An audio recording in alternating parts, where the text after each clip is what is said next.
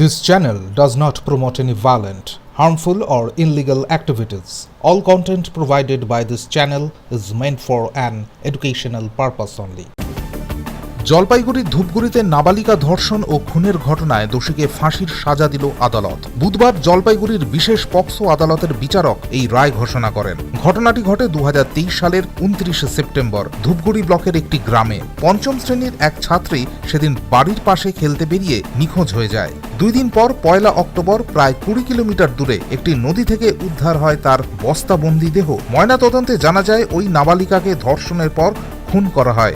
এরপর প্রমাণ লোপাটের জন্য দেহটি বস্তায় ভরে নদীতে ফেলে দেওয়া হয়। দেহ উদ্ধারের পরদিনই পুলিশ গ্রেফতার করে প্রতিবেশী এক বিবাহিত ব্যক্তিকে। পুলিশি জেরায় সে নিজের অপরাধ স্বীকার করে। তার বিরুদ্ধে পক্সো আইনের 6 নম্বর ধারা ও ভারতীয় ন্যায় সংহিতার 302 ধারা মামলায় রুজু করা হয়। প্রায় 1.5 বছর মামলা চলার পর আদালত অভিযুক্তকে দোষী সাব্যস্ত করে ফাঁসির সাজা ঘোষণা করে। সরকারি আইনজীবী দেবাশিস দত্ত জানিয়েছেন, বিচারক এই ঘটনাকে বিরলতম আখ্যা দিয়েছেন।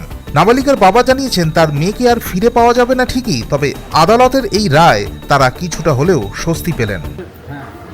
পক্সো আদালতের বিচারক মাননীয় রিন্টু সুর ধূপগুড়ির একটি কেসে আজকে তার রায় ঘোষণা করেছেন।